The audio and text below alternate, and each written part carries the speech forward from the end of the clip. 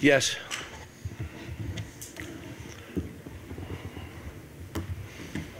Ben, third row.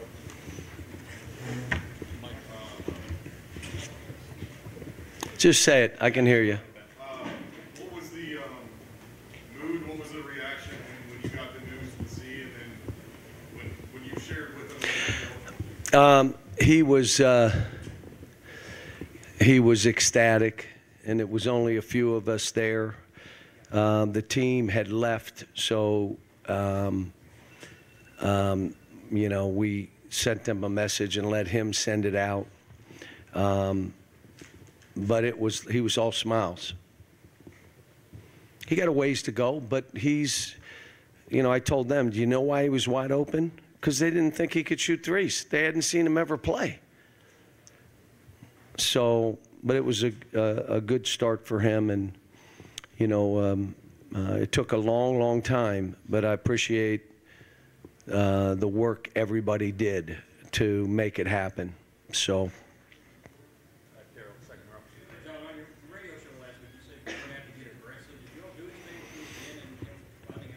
No, I mean, somebody told me they put up a billboard. That probably worked. That's aggressive. Our fans, how about our fans in this building today? Look, here's what I would tell our fans. I love our fans. Everywhere we go, that's what the building is like. The building we play on the road is just like that. Even, it may not be as big. And I'm saying when we play, just come and bring it like you did today. It was ridiculous. And I know some of it was Z made a shot and everybody was standing and dancing and all that. But so what? Have fun. Enjoy. Don't just stand there and try to analyze and criticize, and just have a ball at the game. And then after, go watch the tape and figure out what you think what happened in the game. But I thought our fans were unbelievable today. John, were those the things Z was doing in practice? Yeah. And were you surprised at all that he came right in and looked like he'd been playing all season? No, but he got pushed around. There's things that he's doing in practice the same way that we got to work on. But he rebounded. He's 7'2". But they were sealing our bigs. And they could not move to get around, and I said, then foul them. Just do anything to get around. And he got caught, Aaron got caught, Ugo got caught, and they ended up shooting a bunch of layups in the second half because of one thing. Guy standing in the middle of the lane for 5 seconds and doing that. I don't know if it was 5 seconds, it may have been 7, but I think it was around in there. Coach, Trey got in a little bit of foul trouble in the first half, and you had to play the 2 7-footers. They were honoring the '84 team today. You think Joe B maybe smiling down a little bit seeing that in the first half? Well, he was smiling because we played a zone one of the possessions late in the game, because he was always after me, 1-3-1. I didn't get a chance. We have a recruited, so I couldn't go to the function last night. But I'd like to know how much of the 1-3-1 they played.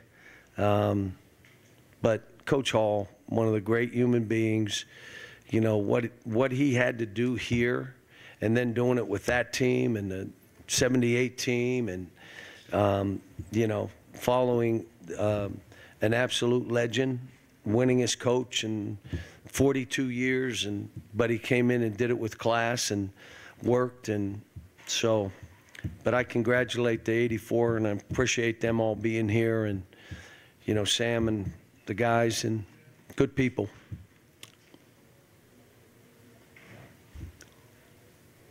John, speaking of Sam, at halftime he made a little speech and he said that if your team doesn't win the national championship, we have you to blame. What do you think about that?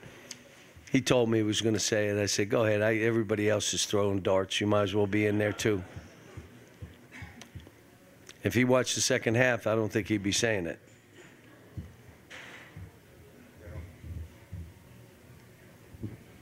Anything in particular? DJ seems to be getting better and better each and every game. Anything he's doing that's allowing him to come through a little more? I mean, he had 18 and 10. He had a double-double, two turns.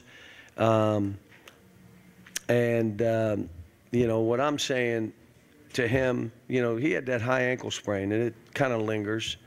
And I'm telling him and a guy like Trey, if I play you too many minutes, the next day don't do as much in practice.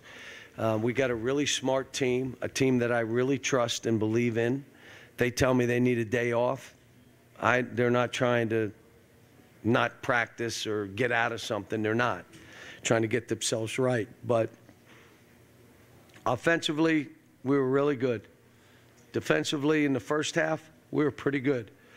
In the second half, with 8 minutes to go, we were awful. And they kept coming. Every game I watched at Georgia, whether they were down or up, they play and continue to play, and they don't stop till the horn sounds. They just keep coming. So I congratulate them, too. Cal, I think obviously it's easy to get lost in what Big Z did offensively, hitting the first 4 shots and having that behind the back no look pass to Antonio. But do you think that kind of overshadowed how good he was defensively and how he affected shots and had 2 steals? Well, you know, he rebounded the ball, 5 rebounds. But again, he's like the rest of us. The end of the game, we turned it over like for no reason. Why didn't you just look at the guy and throw it to him? He threw it. What are you doing?